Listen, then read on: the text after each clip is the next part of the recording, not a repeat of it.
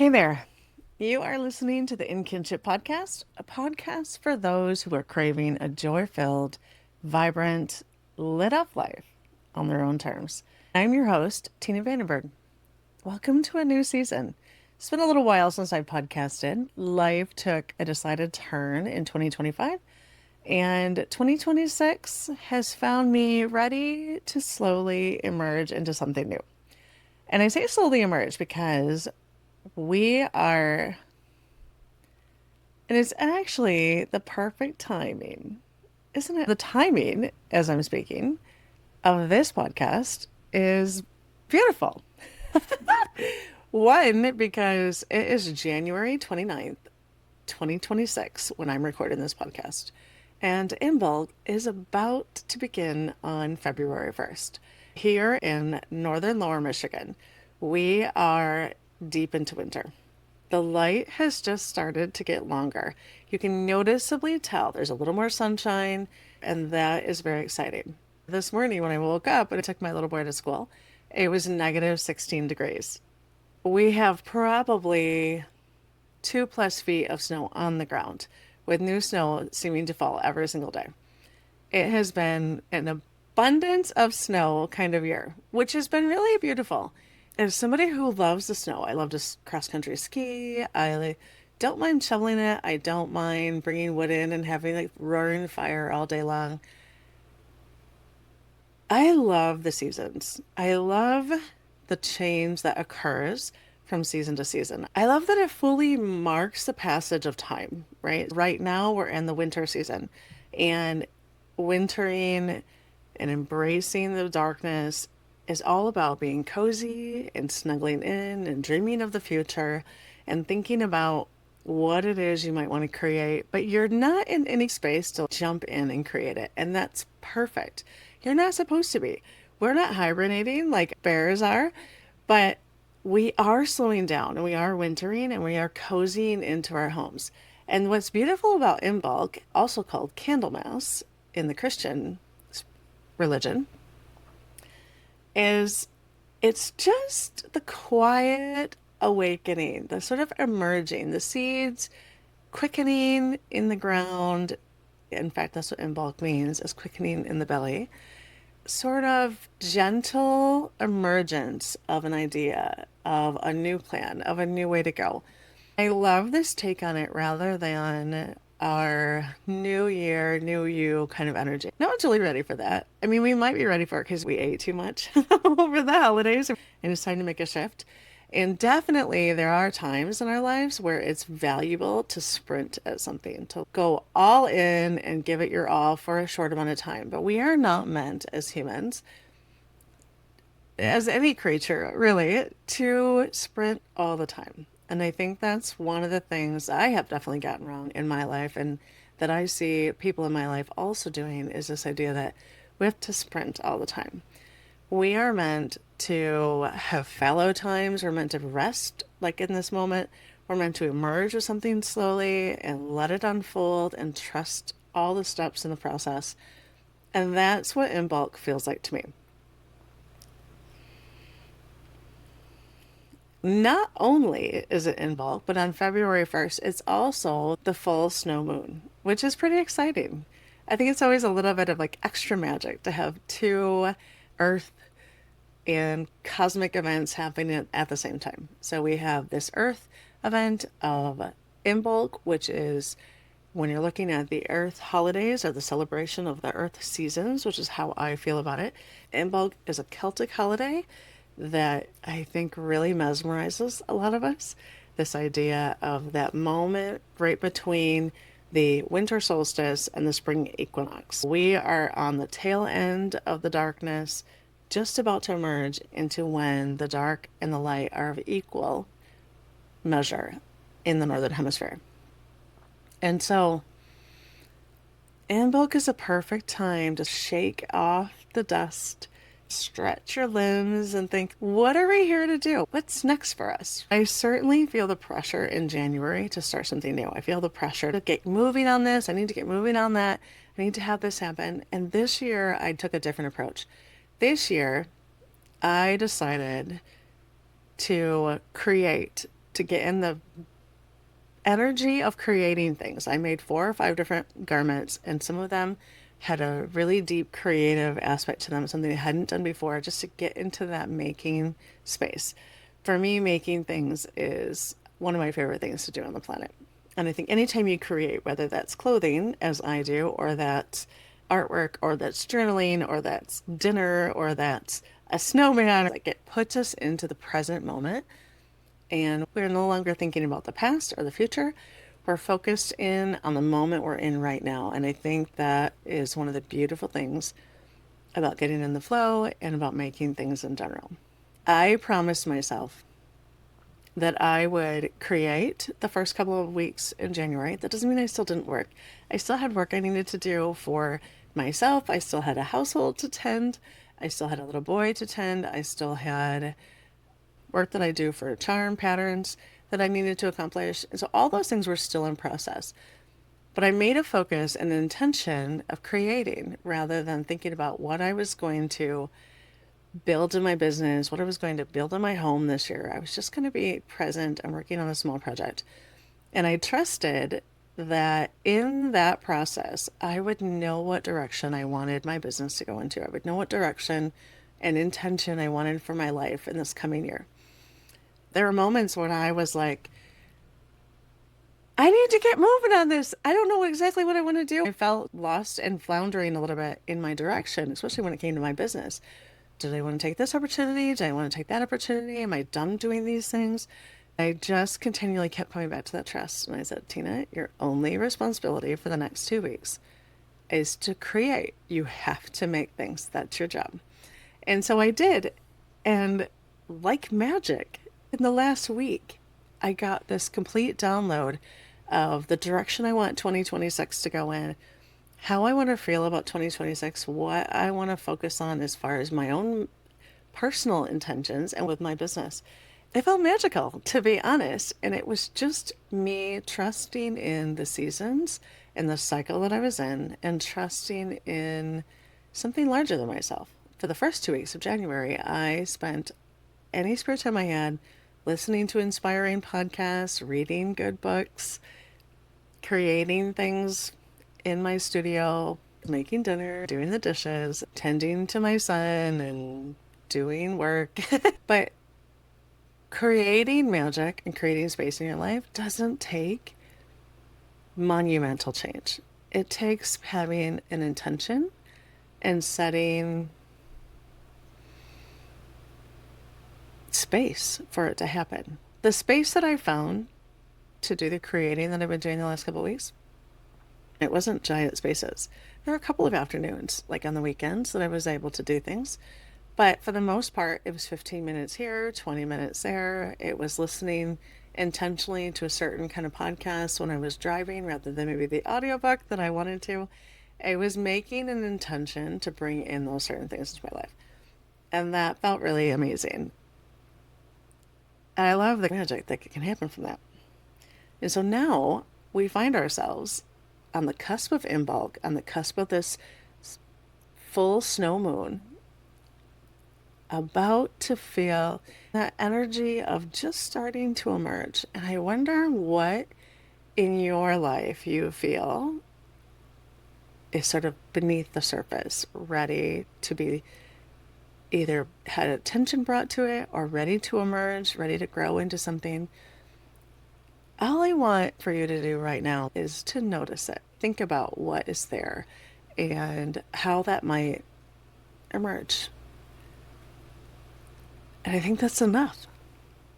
The other things, though, that I do like to do. So the goddess Bridget is associated with Imbolc, and she was a Celtic goddess known for her protection of the hearth, her protection of things domestic, and of utility, very nurturing, feminine energy. She's also known for being like the goddess of the threshold, so from one space into the other, which is exactly what we feel like we're in right now, right? We're just slowly stretching our arms and emerging into the hint of spring. You might have more of a hint than I do, but we have two. plus feet of snow on the ground. So it's going to be a little while before spring really springs up here, but that energy is definitely evident. And I think one of the most beautiful gifts I've ever given myself is to embrace the seasons and try to incorporate that energy into my life, and allowing what is has just been such a gift. So I believe that so much of our turmoil and so much of our stresses in life are fighting what is, right? I know a ton of people who detest the winter. They don't like to be cold, and they are anxiously awaiting spring. The problem with anxiously awaiting spring is that you are no longer present. You're no longer in the moment, and you are waiting for something else to happen for your joy and happiness to occur. While winter may not be your favorite, maybe that means you need to move someplace that isn't under 2 feet of snow in the beginning of February. Maybe it means a shift of perspective in changing what it is that you embrace during the winter so you can find the joy, peace, and strength that comes from it.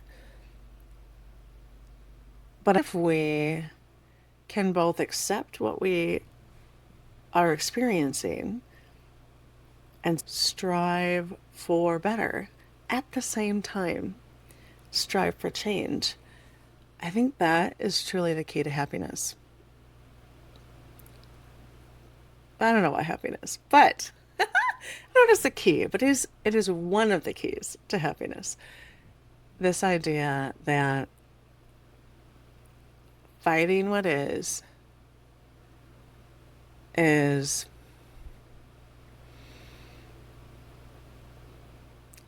always going to mire us in this negative energy. And that doesn't mean we just roll over and allow whatever's happening to happen. I'm not saying you don't make change happen, but I am saying that fighting what is a different energy than deciding to make a change, or deciding to be part of the change, or deciding to stand up for something, or deciding to live in integrity in your own self. Like, that's a very different thing than just being in that fight mode of anger and frustration and waiting for something to end.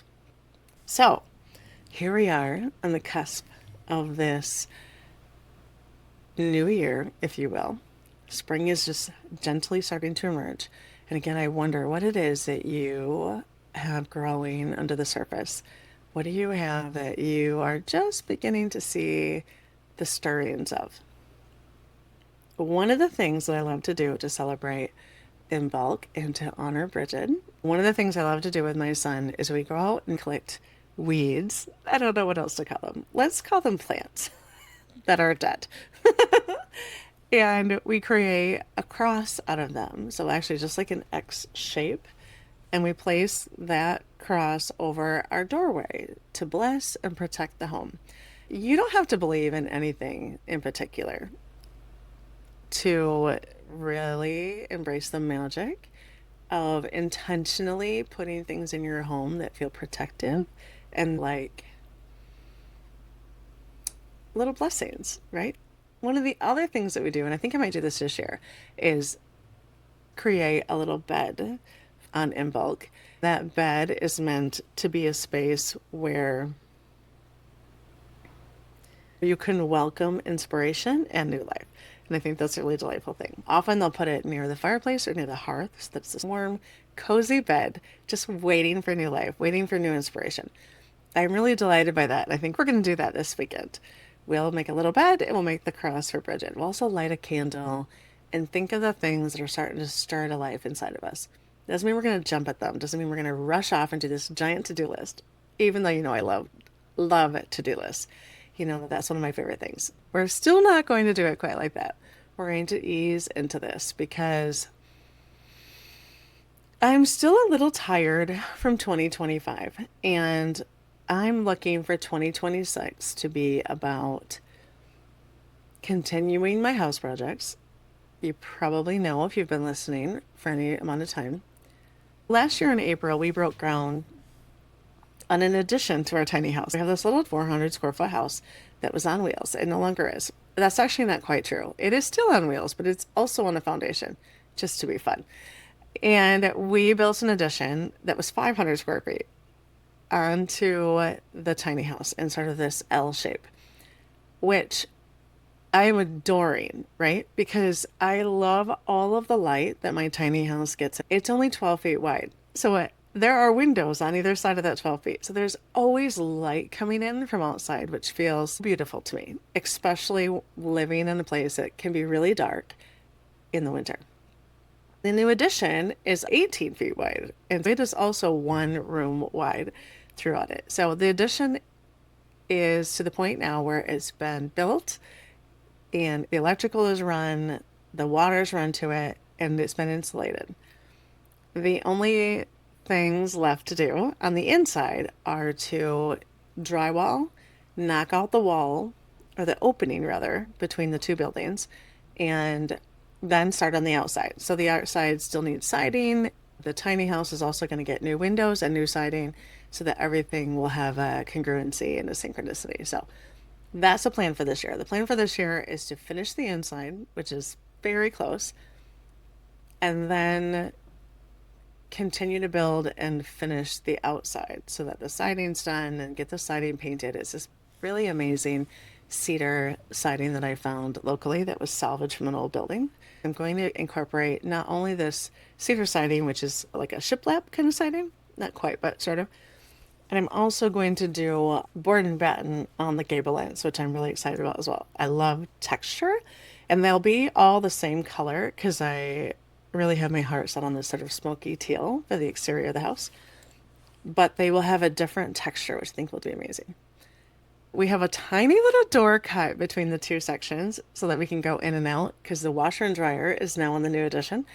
So I have to actually crawl through it, not on my hands and knees, but I have to crunch down and go through. I feel like at this little hobbit door or something going into the addition. So the addition is a big part of 2026, as well as revamping the work that I'm doing and making sure that one, I have the space for it and the energy for it, and that is aligned with what it is I want to do with my life.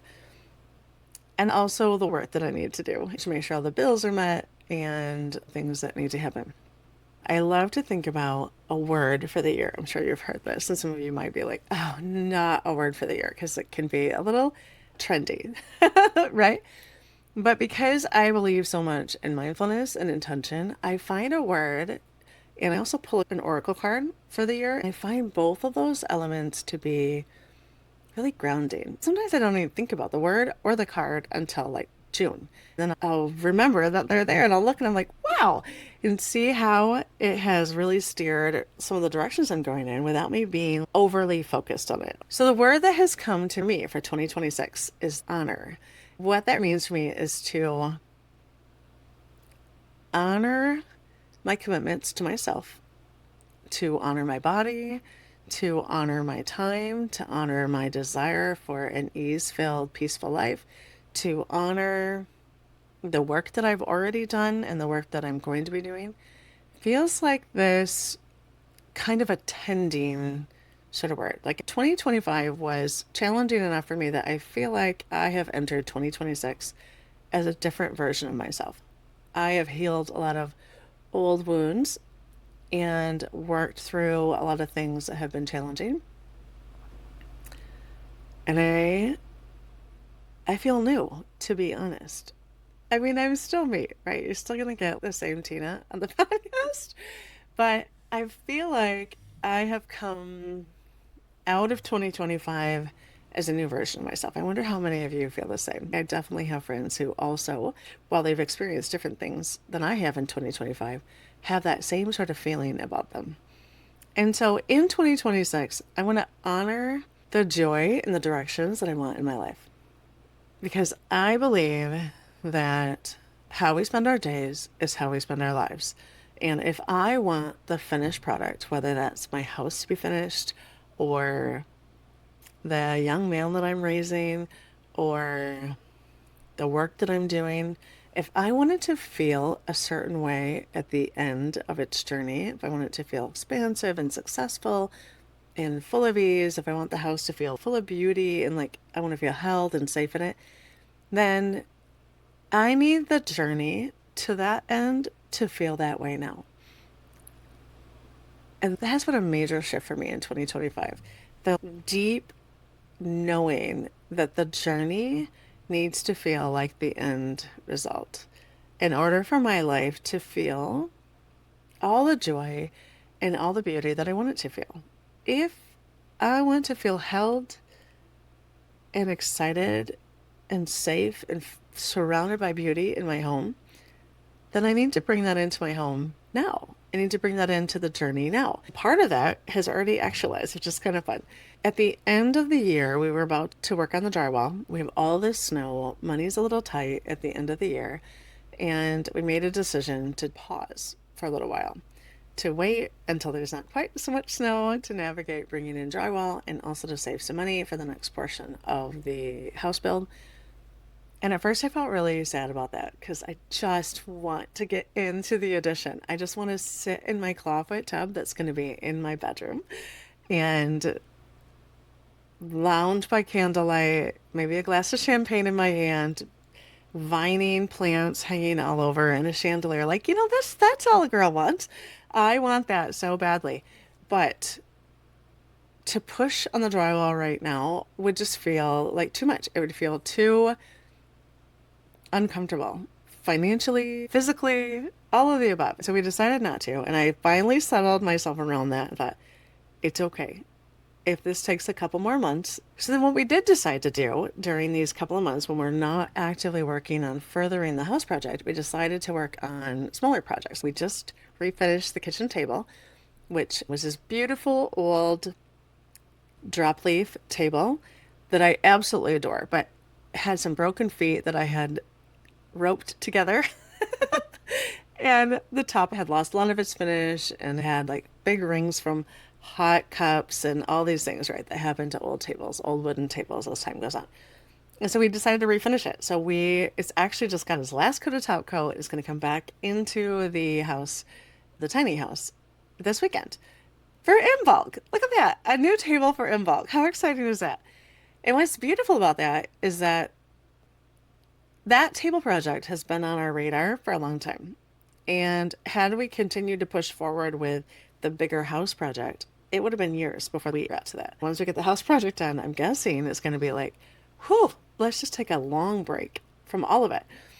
So there's that we're working on. We're also building a canning cabinet that is going to hold all my canning jars and my canning pots and things like that, which I'm very excited about. I love seeing the beauty of all that harvest being preserved. That just brings joy to my eyes. It's kind of like seeing a full woodshed. It makes me feel safe. Here's this food that I have prepared and it's going to feed my family. And here's this wood that is stacked and it's going to keep my family warm. Those things bring me a lot of safety and security. We're working on other little projects that are making a big visual impact, a big beauty and delight kind of impact, but aren't part of the larger project. That actually felt like growth to me. It felt like this moment of like, oh my goodness, I'm finally actualizing this idea of make the journey so that it feels like the end result. Because this feels like the end result. This working on beautiful things. It's still progress, it's still moving forward, but it's doing it in this way that is just full of beauty. Literally. So one of the things I want you to take home from this idea of Imbolc, and maybe you do something this weekend just to celebrate the light and to celebrate the emergence, the tiny stirring into spring. Deep in the belly of the earth, think about how small changes make huge differences. And that tending the small flames in our life, doing a small step, having a intentional morning routine, if that's your thing, which I'm a big advocate for. I know that you know that. Like, my morning routine sets up my whole day for all the success that I want to have. But sometimes it's real small. Sometimes I light a candle and draw a card. Sometimes that's all I have time for. Sometimes I do a meditation and I light a candle and draw a card and I journal for 3 morning pages. Like maybe I do all of that in a perfect day. I do that most of the time. But sometimes I just have space for a little bit. Making sure that I do even just a little bit is this way of really honoring myself and honoring my desire to have a spiritual and sacred connection to the earth and to the universe as a whole and to God, however you define God, right? That's really important to me. So remember that it's just the small things, things that are sort of coming and emerging into light. It doesn't need to be about monumental changes, although it's okay to sprint sometimes, but not all the time. Allow yourself to be at ease in the season. Allow yourself to be creative and tend the small fires and to cook dinner with so much intention and love. And embrace that on this Imbolc and this full snow moon. Think about the things that are hidden beneath the surface, the things that you're ready to let go of, the things that you're ready to just allow to grow. All right, dear ones, thanks for being here. I can't wait to see you next time.